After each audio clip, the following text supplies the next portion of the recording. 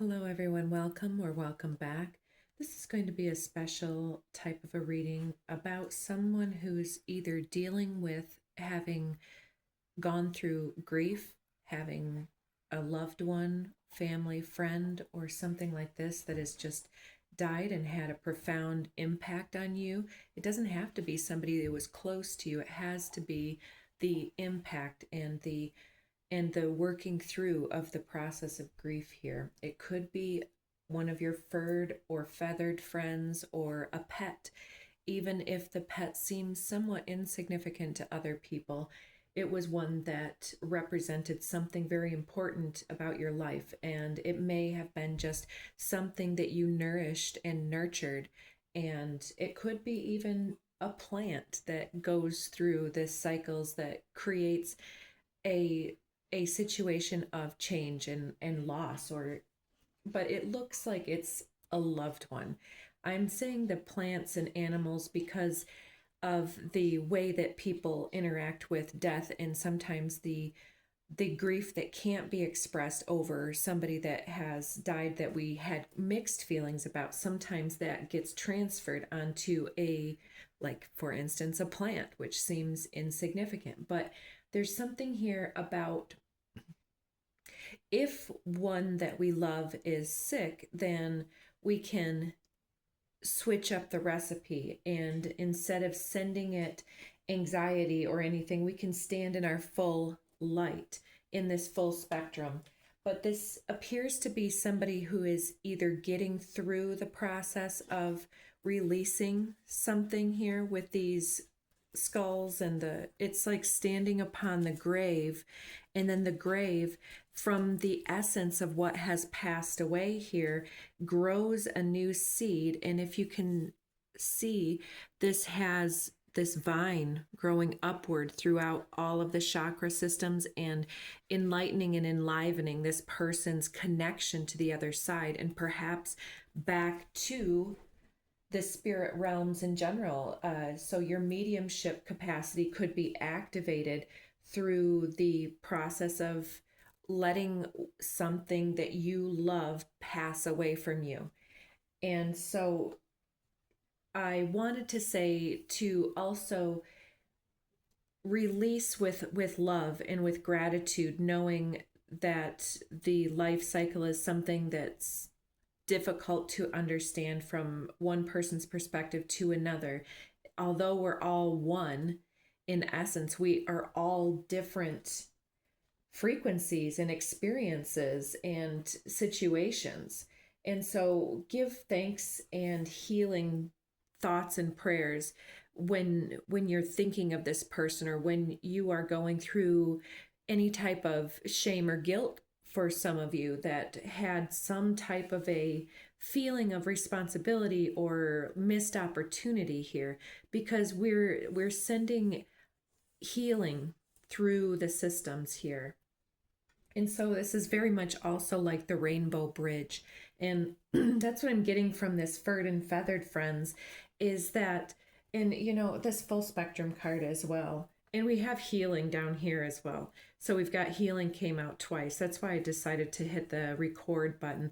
But a lot of individuals are going through this right now, where they have this very empowered chakra system coming online with this crossing over and this radiant expression of, it's like this sound from the universe that is released like in some level of connection and grief expression. But I want to say that even when you are feeling in the depths of depression and despair, it's all about sending healing to yourself and treating yourself well.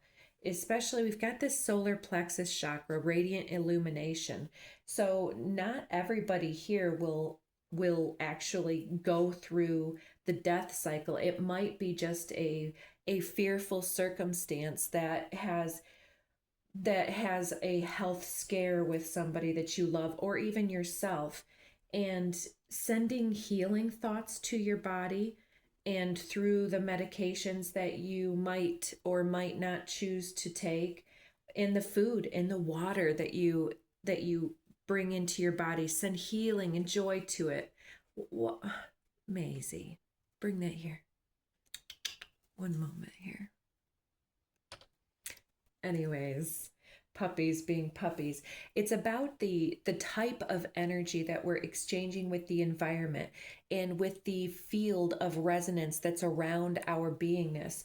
And standing in our full light capacity is trust falling into the universe, and this point of surrender, which leads us to our own inevitable healing and radiant illumination of how we, I mean, I don't want to say how we can be strong for another individual, but how we can be strong for ourselves, because we're here to be these conduits of divine healing, light, and energy. And how often do we get lost in the lower expression of that? And so it's about changing the dynamic. If we're still sending healing to this soul, then even in the depths of despair, we can be trusting in the process, and whatever needs to be can be, but sending healing and love and joy into that individual, and helping them to clear away any type of psychic or physical debris that they might have. Oh, physical is the wrong word. Metaphysical debris that you can sense on their being, because there's this energy of understanding that somebody may have not been taking great care of themselves. And so it's created something going on in their physical body, but most of that has to do with the emotional impact of the decisions leading up to not taking care of themselves. Maisie, don't. So under furred and feathered friends here, we have this air paradigm shift. And see, she's got this little plant that she has planted, and this activation going on. And she has this angelic wing structure going on, just radiating light outward from her beingness. And so she has taken into herself and aligned herself very clearly with the divine energy here. And so as she heals herself, she also heals the being that is in front of her. So it's like her angelic presence, her channeling the angelic presence in here, and somewhat solidifying this healing light energy of the rainbow bridge. And so for some of you, this is the process of being a birth or a death doula type energy, and it's helping another individual to understand how their life has evolved. So under healing, we have romantic love. This can also bring forward a lot of personal internal love, and the aspect of our missed opportunities, like I say, and healing the romanticized illusion of staying distant or staying masked to this individual. And it changes the heart space in a way. With this shift of energy, it puts a blast of healing energy into the ethers, and it activates a new blueprint. So there's something here with and home below that. So, I mean, we are potentially helping another individual to pass away with dignity in some people's situations.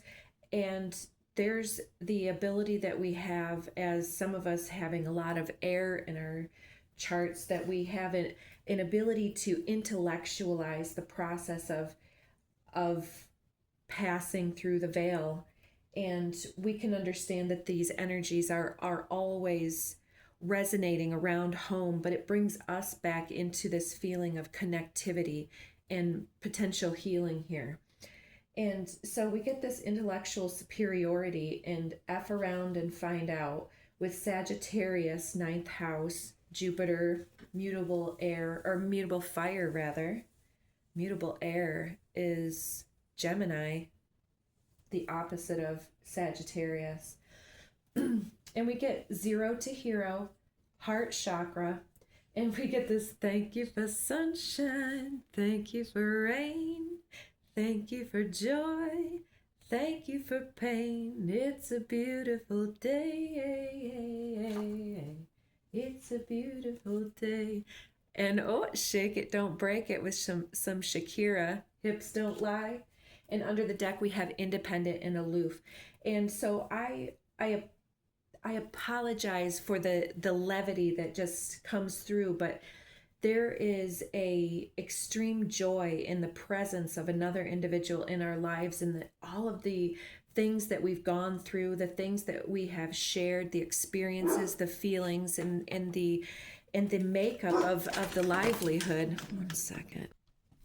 So it's not about the joy that we can use to mask the grief process. We still have these extreme upheavals of emotions, such as like my mother passed away in 2020, and I tell you, I still have emotional upheaval with this. It's a process that we go through that leads us to change the way that we're connected with the process. And there's a shamanic process too with those that watch this channel, especially here with this intellectual superiority and the shake it don't break it card. It's about the way that we transmute the sunshine and the rain and the joy and the pain, and that we allow things to exist and we honor the process of the dying away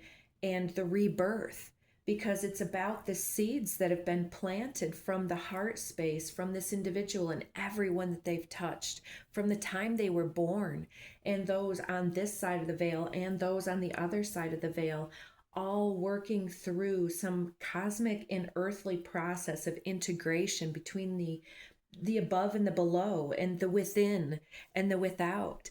And the way that we exchange these energies is it's building this rainbow bridge between the realms.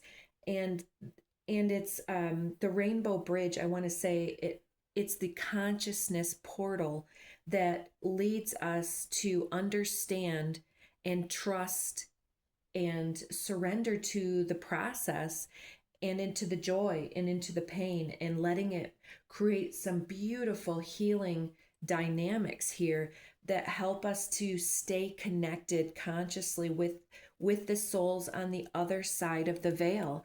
See how she's so large and piercing through the heart space around her. It's like this is her inner world and her connection to her soul, and this is her connection to the collective, and all these little eyes around it are looking outward.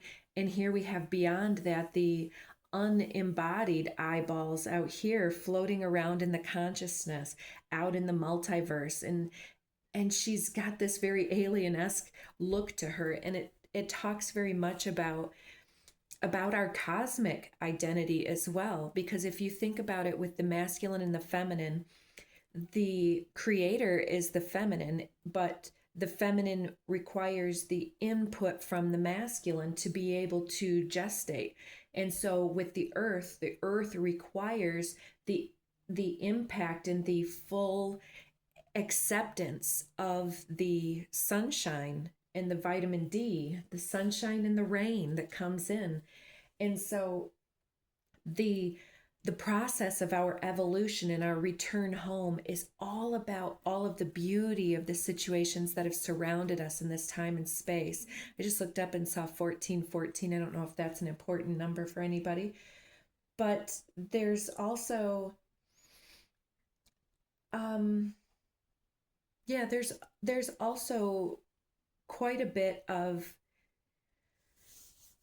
security that can happen between souls when we know that there is no loss, that they don't truly leave us, that they can continue to put symbols on our path and inspire us and help us to use our energies in a healthy, healing manner.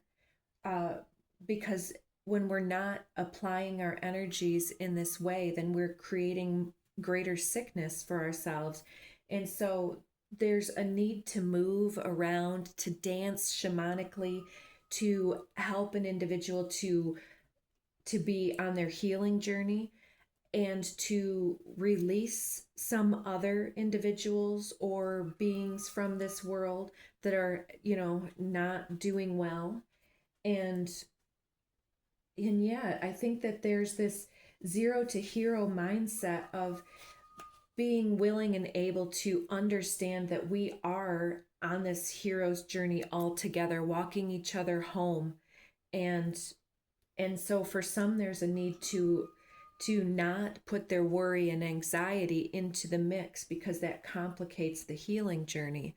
Whether this individual returns to good health in the physical or chooses to pass away is part of their process of choosing life or death, and in the moment. And we don't have as much to do with that as we would like to in the earthly plane. What's under that? Miracle. Oh my God. Ooh, I got chills. There is a miracle breakthrough here, and not everybody is going to get the miracle in physical form with a recovery to health. I hate to say that, but this is a collective reading. But there are miracles that can happen when we change the air around the room. We can clean up the environment that these individuals have been immersed in. We can change the dynamic of the way we've connected with their soul, and reconnect to some type of a this deepening complexity and appreciation and reverence for the life that we all live here, and really give a lot of thanks and praise to the waters and to the earth, to the sunshine and to the rain. So take good care of yourselves, guys. Loving you so, so much, sending you so many prayers. Keep your energy nice and even at this time. Take good care.